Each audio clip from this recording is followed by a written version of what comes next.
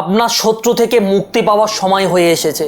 যে শত্রু আপনাকে বছরের পর বছর তৃত বিরক্ত করে রেখে দিয়েছে, সেই শত্রু থেকে আজকের মুক্তি পাওয়ার সময় হয়ে এসেছে। যদি এমন হয়ে আসছে বিগত বছর ধরে বা বিগত দিন ধরে যে শত্রুকে আপনি কোনো রকম কোনো ক্ষতি করেননি, সে আপনাকে মানসিকভাবে হোক বা ফিজিক্যালি হোক, সে আপনার উপরে প্রতিনিয়ত টর্চার করছে, কিংবা কোনো অদৃশ্য শক্তি দিয়ে অর্থাৎ এই ধরনের কোনো কালা জাদু বলুন বা তন্ত্রবিদ্যা দিয়ে আপনার উপরে ক্ষতি করার চেষ্টা করছে, তাহলে আপনি সঠিক জায়গাতে রয়েছেন। এই ভিডিও থেকে শুধু আপনি মুক্তি পাবেন না, আপনার শত্রুকে উপযুক্ত শাস্তিও দিতে পারবেন। যদি আপনি সঠিকভাবে সঠিক পদ্ধতিতে যেভাবে বলবো সেই ছোট্ট কাজটুকু করতে পারেন, আপনার শত্রুকে একদম আমি থামিয়ে দেব। কোনো রকমভাবে আপনার তো দূরের কথা, আপনার মতো কোনো ব্যক্তির পিছনে পড়ার সাহস ওর মধ্যে হবে না। এইভাবে আপনি আপনার শত্রুকে পুরো একদম দমন করতে পারেন। তবে শত্রুকে ক্ষতি করার আগে, এই টোটকাটি জানার আগে অবশ্যই করে একটি বিশেষ সতর্কতা আপনার শোনা দরকার আছে।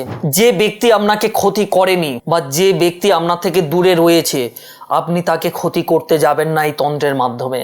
কেননা প্রতিটা জিনিসের বিপরীত প্রতিক্রিয়া আছে, সেটা মহাজগৎ কিন্তু আমাদের উপরে ফিরিয়ে দেবে যদি অন্যায়ভাবে আপনি কারোর উপরে কোনো তন্ত্রক্রিয়া করেন।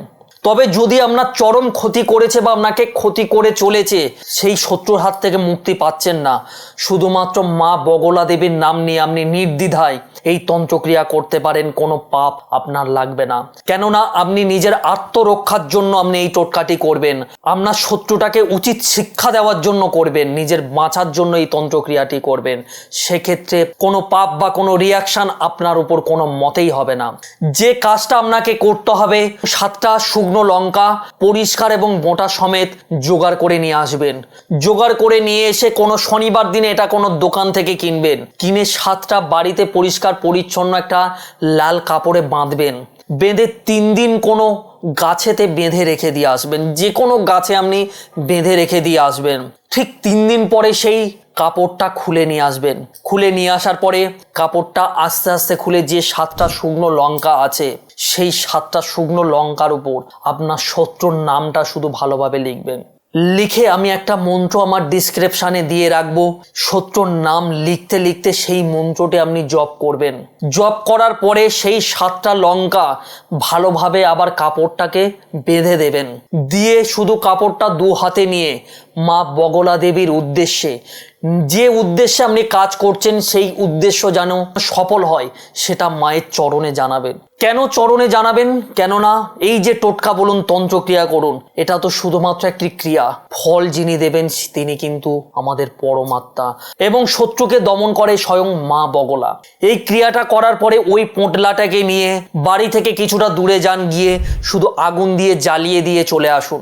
তারপরে দেখুন 7 দিনের মধ্যে কি হয়। আপনি আশা করেননি এমন ফল পেতে আপনি শুরু করবেন। তবে একটি বিশেষ কথা, টোটকা করার আগে আমি আমার প্রতিটা টোটকার আগে বলি যে টোটকাটি করার আগে নিজেকে আগে তৈরি করতে হবে। কেননা মন্ত্র তখনই কাজ করে যখনই কিনা মন্ত্র জাগ্রত থাকে।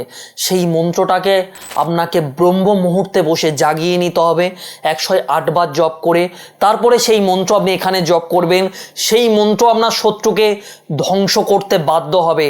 যদি মন্ত্রকে আপনি জাগাতে পারেন, সেই মন্ত্র আপনার কথা মতো কাজ করতে বাধ্য হবে। এটা হচ্ছে তন্ত্রের নিয়ম। তবে আরেকটা কথা আবার বলছি, কোনো ভালো মানুষের ওপরে শত্রুতা আপনি করবেন না। আপনার সঙ্গে যদি শত্রুতা করে তবেই কিন্তু আপনি তার উপরে এটা প্রয়োগ করবেন। যেভাবে বললাম সেইভাবে আপনি করুন। এটা করার পরে কি অভিজ্ঞতা আপনার হলো অবশ্যই করে কমেন্ট বক্সে কমেন্ট করে জানাবেন। কতটা আপনি ফল পেলেন সেটা কমেন্টে জানিয়ে যাবেন।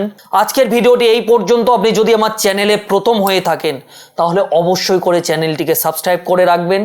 ভালো থাকবেন, সুস্থ থাকবেন। দেখা হবে আবার এই রকমই গুরুত্বপূর্ণ কোনো ভিডিও নিয়ে। আমার এই ইউটিউব চ্যানেলে শুধু আমি এই ধরনের বশীকরণ বিচ্ছেদ নিয়ে প্রোগ্রাম করি না। আমি আমার ইউটিউব চ্যানেলে জানাতে চাই যে তন্ত্রক্রিয়া কোনো কুসংস্কার বা অন্ধবিশ্বাস না। সেই জন্য তন্ত্রের যে গোপন রহস্য রয়েছে আমি প্রতি সপ্তাহে আমি আমার ইউটিউব চ্যানেলে সেটা আপলোড করি। আমাদের 51 সতীপীঠের কিভাবে সৃষ্টি হয়েছে, তন্ত্রের উৎপত্তি কোথা থেকে, সেটা নিয়েও আমি আলোচনা করি। সেগুলো জানতে হলে জুড়ে থাকতে হবে আমার সাথে। ভালো থাকবেন, সুস্থ থাকবেন। ওম নমঃ শিবায়।